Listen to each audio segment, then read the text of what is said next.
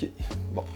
En seulement 5 minutes, je vais t'apprendre les bases de la photographie et on va commencer aujourd'hui par le triangle d'exposition. Toutes mes explications seront illustrées de pratiques pour que tu comprennes de quoi je parle. La base de la photographie, la base de la base, c'est la lumière. D'où le photo qui signifie lumière et graphie écrire et écrire avec la lumière. Pour contrôler la lumière avec perfection, il faut que tu maîtrises absolument le triangle d'exposition. Il comporte 3 réglages que tu devras apprendre à équilibrer afin d'obtenir l'image que tu souhaites. Mais pour ceci, il ne faut pas apprendre ces 3 réglages, il faut surtout les comprendre. Connaître l'impact de chacun quand tu les modifies est primordial. Alors je précise que ces 3 réglages ont un impact uniquement sur la lumière, pas sur le contraste, les couleurs ou que sais-je, uniquement la lumière. Pour exemple, on va prendre de toute façon mon appareil photo. Alors évidemment, tout ceci fonctionne sur tous les autres appareils photo, mais pour la pratique, c'est plus simple que je vous montre directement sur le mien. Vous l'avez en direct. On commence donc par les ISO, il s'agit donc de la sensibilité du capteur à la lumière. Il se règle de 160 à 12800 et plus la valeur est élevée, plus l'appareil photo emmagasinera de lumière. En général, on augmente cette valeur pour les photos de nuit ou dans des endroits sombres. Pour résumer, plus il fait jour, plus vous serez sur une valeur basse, comme 160 ou 200. Et plus il fait sombre, plus vous devrez monter vos ISO sur 5, 6 ou 7000 pour que le capteur soit plus sensible à la lumière et que vous emmagasinez encore plus du coup de lumière. La contrepartie, évidemment il y a une contrepartie, sinon ça serait beaucoup trop facile, c'est que plus vous poussez vos ISO, plus votre image présentera du bruit numérique et pas du grain. Attention, il y a une grosse différence entre les deux. On en parlera dans une autre vidéo. Pour faire simple, le bruit numérique détériore votre image, contrairement au grain qui lui est juste un look visuel. On va parler maintenant du second réglage qui est la vitesse d'obturation. Pour faire simple, il s'agit du rideau qui s'ouvre et se ferme devant votre capteur de l'appareil photo. En gros, plus il s'ouvre et se ferme vite, moins la lumière a le temps de passer. Et inversement, plus il s'ouvre et se ferme lentement, plus la lumière a le temps de passer dans l'appareil photo. Ceci se calcule en secondes ou en fractions de secondes. Ce réglage va notamment être utile pour jouer avec la vitesse. Prendre en photo un oiseau en plein vol va demander une très grande vitesse, histoire de l'avoir net. Et en revanche, si on fait du portrait de quelqu'un qui est assis, immobile et qui ne bouge pas, va demander une vitesse beaucoup moins élevée. Voilà pour ce qui est de la vitesse d'obturation. Le dernier réglage à connaître dans ce triangle d'exposition est l'ouverture du diaphragme. Alors je vais parler de la façon la plus basique et la plus simple possible pour que tout le monde puisse comprendre. L'ouverture correspond à la taille du trou que vous avez dans votre objectif devant l'appareil photo. Plus il est grand, plus il va laisser passer de lumière, plus il est petit, moins la lumière va pouvoir passer. Également, vous avez déjà vu donc sur les objectifs d'appareil photo écrit f2, f2.8, f4, f5.6, f7, etc. Il faut savoir que plus ce chiffre est petit, plus l'ouverture du diaphragme est gros et donc laisse passer beaucoup plus de lumière. Vous l'aurez compris, f2 laisse passer beaucoup plus de lumière dans l'appareil photo que f9.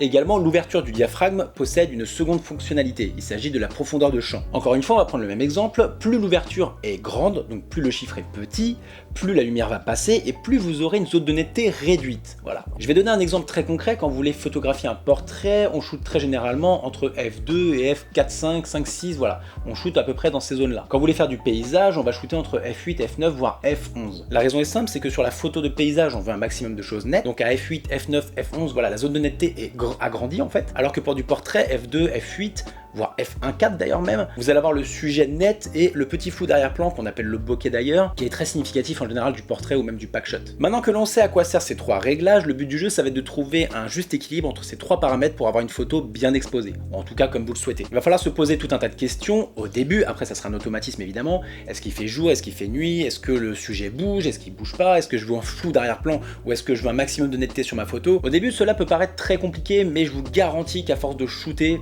très rapidement même d'ailleurs, tout ceci deviendra un automatisme. On se retrouve à l'extérieur donc pour faire de la pratique. Salut mon loulou, ça va? Donc pour faire de la pratique, ça va être très simple. On va prendre une photo. J'ai pris un personnage en 3D, j'ai fait exprès qu'il y ait un petit peu de profondeur. Donc on va commencer par le premier réglage, voilà. Il fait jour, donc au niveau des ISO, on va se mettre au minimum à 160. On n'a pas besoin que l'appareil tire énormément sur la lumière et qu'il aille en chercher à droite à gauche, étant donné qu'on a déjà de la lumière ambiante. Donc on va laisser à 160, on va pas trop monter pour éviter qu'il y ait du bruit numérique sur la photo. Donc on va se mettre à 160 pour limiter ça. La vitesse d'obturation, alors quand il fait jour, moi j'ai tendance, comme beaucoup de photographes j'imagine, à le laisser en automatique parce qu'en général quand il fait jour, la vitesse est assez élevée pour éviter des photos floues. Après, quand vous êtes en intérieur, c'est différent, ou quand il fait sombre par exemple.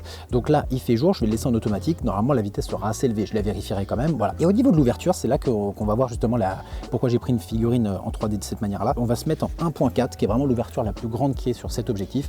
Et on va prendre donc la photo et je vais vous la montrer. Vous allez me dire ce qui ne va pas. Voilà, sur cette photo. Voilà, vous allez me dire, le souci est que les 2 personnages à l'arrière sont tout flous. Admettons, on veut Luffy aussi qui soit net, et Naruto à l'arrière de Naruto aussi qui soit net. Ce qu'on va faire, c'est donc augmenter l'ouverture. Plus on augmente l'ouverture, à F2, F2.4, F4, etc. Plus on augmente ce chiffre, en tout cas, pas l'ouverture, donc on augmente ce chiffre, plus la zone de netteté va s'agrandir, ok? Ça veut dire qu'on va avoir plus de choses nettes sur la photo. A contrario, l'objectif fait rentrer beaucoup moins de lumière, ok? Donc on va augmenter à F 5-6, ok. Donc comme la vitesse elle est en automatique, vous avez un réglage qui est en automatique ici, c'est la vitesse. Du coup la vitesse va se réduire pour compenser le manque de lumière. Le capteur va rester ouvert plus longtemps pour compenser le manque de lumière de l'ouverture au niveau de l'objectif. Voilà, quand vous réduisez un réglage d'un côté, il y a l'autre qui se rééquilibre de l'autre côté. C'est pour ça qu'en général c'est très rare que les photographes soient en tout manuel. Ça peut arriver si vous avez une grande confiance en vous, en tout cas dans des événements comme les mariages et tout, on évite. Mais vous avez toujours un réglage qui est en automatique. Donc là on s'est mis en 5-6 et la vitesse est passée en 1/105e. Il faut savoir que le sujet ne bouge pas, donc le capteur s'ouvre et se ferme plus lentement, ce n'est pas très grave. La photo ne sera pas floue, j'ai juste à pas trembler et ça va le faire. Donc je vous montre la deuxième photo, la photo est bien meilleure, ok. Elle est bien meilleure, mais ils sont toujours flous en arrière-plan. Donc on va se monter en F9 par exemple, on va s'éloigner un tout petit peu et là normalement ils sont déjà beaucoup plus nets. Voilà, donc la zone de netteté elle s'est agrandie. Voilà, Luffy, alors il y a la main qui est nette, mais le visage qui est toujours flou, enfin l'arrière du visage en tout cas. Mais vous avez compris l'idée. Voilà, donc l'ouverture ça va être ça, ça va être vraiment de réduire et d'augmenter la zone de netteté, ce qui peut être bien sur certaines photos, mais à contrario, ça fait rentrer beaucoup moins de lumière parce que vous avez le trou de l'ouverture qui se réduit, donc beaucoup moins de lumière passe. C'est pour ça que j'ai laissé, donc comme je disais avant, vitesse en automatique, ce qui permet donc à la vitesse de compenser pour que la photo reste toujours bien exposée en fait. Voilà, on va prendre d'autres situations. Admettons vous avez en plein jour comme ça un oiseau qui vole. Cette fois-ci, la vitesse, je ne vais pas la laisser en automatique, je vais la régler à au moins 1/2 millième. Parce que je veux absolument que l'oiseau soit net. Donc à partir de ce moment-là, il faut absolument que la photo soit prise très rapidement. Donc au niveau du capteur et de la vitesse, c'est là qu'il va falloir que je règle en manuel et pas en automatique. Je ne vais pas laisser l'appareil photo faire son travail parce qu'il ne va pas bien le faire forcément. Et je vais mettre par exemple les ISO en automatique, d'accord. Je mets les ISO en automatique et l'ouverture, pareil, si je veux qu'il soit à peu près net et à peu près qu'il y ait un petit flou d'arrière-plan sympa, je vais le mettre en f2.8 ou f3.5 par exemple. Et les ISO vont compenser. Évidemment, tous ces réglages, c'est à vérifier ensuite. Quand vous êtes sur le tas et que vous regardez un petit peu, vous voyez que les ISO, si c'est pas à 12 000, c'est bon. Si c'est à 3 ou 4 000, ça peut toujours le faire. Ok. Donc voilà, ça dépend vraiment de chaque situation. Mais après, voilà, comme je vous ai dit, c'est un automatisme à avoir. Voilà, ça va avec le temps en tout cas. Alors, on va se retrouver à l'intérieur. Il caille là. Il fait genre -2.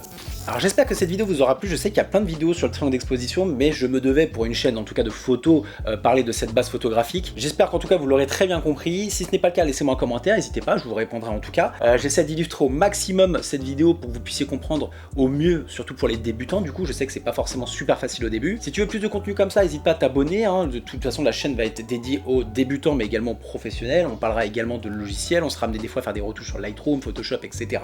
Et puis moi, je te dis à la prochaine pour une nouvelle vidéo.